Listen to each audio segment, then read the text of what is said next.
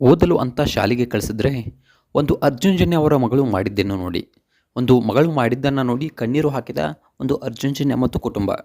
So ಅಷ್ಟಕ್ಕೂ ಏನು ಮಾಡಿದ್ರು ಅರ್ಜುನ್ ಜನ್ಯ ಅವರ ಮಗಳು ಓದಿನಲ್ಲಿ ಜಾಣೆ ಇದ್ದಾಳೆ, ತುಂಬ ಚೆನ್ನಾಗಿ ಓದ್ತಾಳೆ ಅನ್ನೋ ಒಂದು ಕಾರಣಕ್ಕೆ ಒಂದು ದೊಡ್ಡ ಶಾಲೆಗೆ ಅರ್ಜುನ್ ಜನ್ಯ ಅವರು ತಮ್ಮ ಮಗಳನ್ನು ಸೇರಿಸಿದರು.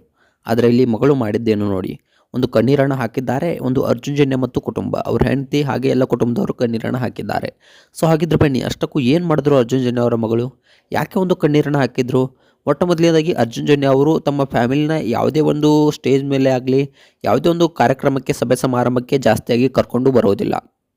ಅಂತಹದ್ರಲ್ಲಿ ತುಂಬ ಸೀಕ್ರೆಟಾಗಿ ತಮ್ಮ ಫ್ಯಾಮಿಲಿಯನ್ನು ಇಟ್ಟಿದ್ದಾರೆ. ಸೊ ಅಂಥದ್ರಲ್ಲಿ ಅರ್ಜುನ್ ಜನ್ಯ ಅವರ ಮಗಳು ಮಾಡಿದ್ದೇನು ನೋಡಿ. ಸೊ ಹಾಗಿದ್ರೆ ನೋಡ್ಕೊಂಡು ಬರೋಣ ಬನ್ನಿ.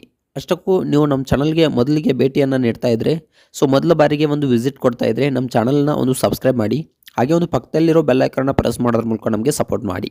ಹಾಗಿದ್ರೆ ತಡ ಯಾಕೆ ಮಾಡೋದು, ಬನ್ನಿ ಸ್ನೇಹಿತರೆ ವಿಡಿಯೋನ ಸ್ಟಾರ್ಟ್ ಮಾಡೋಣ. ಮೊಟ್ಟ ಮೊದಲನೇದಾಗಿ ಅರ್ಜುನ್ ಜನ್ಯ ಅವರು ಬೆಂಗಳೂರಿಗೆ ಬಂದಾಗ ಬರಿಕೈಯಲ್ಲಿ ಇದ್ದರು.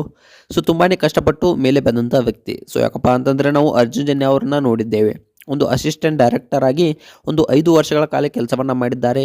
ಬರಿಗೈಲಿ ಬೆಂಗಳೂರಿಗೆ ಬರ್ತಾರೆ, ಸಂಗೀತವನ್ನು ಕಲಿಬೇಕು ಅನ್ನುವಂಥ ತುಂಬ ಆಸೆ ಇರುತ್ತೆ.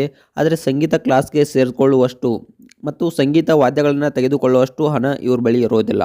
ಸೊ ತುಂಬಾ ಶ್ರಮ ಪಡ್ತಾರೆ. ಅದಾದಮೇಲೆ ಒಂದು ಏನಾಗುತ್ತೆಪ್ಪ ಅಂತಂದರೆ ಒಂದು ಅಸಿಸ್ಟೆಂಟ್ ಡೈರೆಕ್ಟರ್ ಆಗಿ ಸೇರಿಕೊಳ್ತಾರೆ.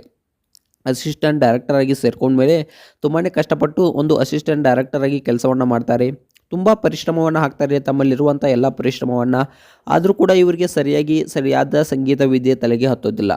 ಆದರೂ ಒಂದು ಹಠವನ್ನು ಬಿಡದೆ ಅಷ್ಟೋ ಇಷ್ಟೋ ಕಲ್ತ್ಕೊಳ್ತಾರೆ. ಸೊ ಅದಾದ ನಂತರ ಕೆಲವೊಂದಿಷ್ಟು ವರ್ಷಗಳ ಕಾಲ ಒಂದು ಕೆಲಸ ಮಾಡಿದ್ಮೇಲೆ, ಒಂದು ಪರ್ಫೆಕ್ಟ್ ಆದಮೇಲೆ ತಮ್ಮ ಸ್ವಂತ ಒಂದು ಸಂಗೀತವನ್ನು ನಿರ್ದೇಶನವನ್ನು ಮಾಡೋಕ್ಕೆ ಸ್ಟಾರ್ಟ್ ಮಾಡ್ತಾರೆ. ಅದಾದಮೇಲೆ ಒಂದು 5-6 ಫಿಲ್ಮ್ಗಳನ್ನು ಮಾಡಿದ್ರೂ ಕೂಡ ಯಾವುದೂ ಕೂಡ ಪಾಪ್ಯುಲರ್ ಆಗೋದಿಲ್ಲ. ತುಂಬಾ ಒಂದು ಫಿಲ್ಮ್ಗಳು ಮ್ಯೂಸಿಕ್ ಸರಿ ಇಲ್ಲ ಅಂತಕ್ಕಂಥ ಕೆಟ್ಟ ಕಮೆಂಟ್ಗಳು ಬರೋಕ್ಕೆ ಸ್ಟಾರ್ಟ್ ಆಗಿಬಿಡತ್ತೆ.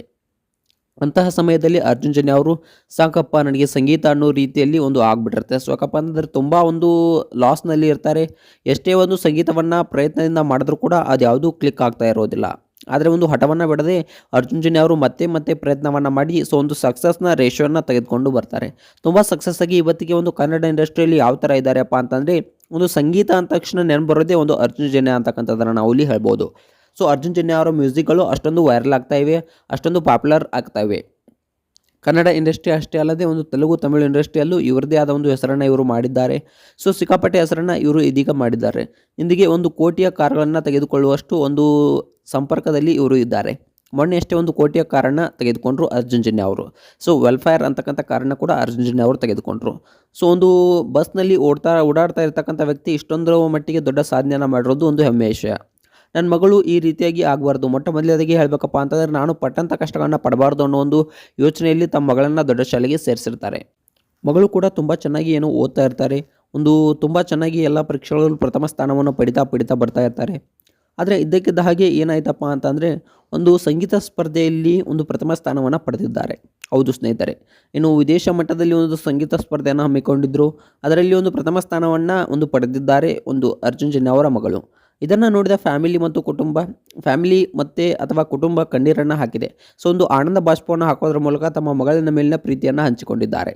ಸೊ ಇದ್ರ ಬಗ್ಗೆ ನಿಮಗೆ ಅನ್ನಿಸುತ್ತೆ, ಅರ್ಜುನ್ ಜನ್ಯ ಅವರ ಮಗಳ ಸಾಧನೆ ಬಗ್ಗೆ ಅನ್ನೋದನ್ನು ಕಮೆಂಟ್ ಮಾಡಿ.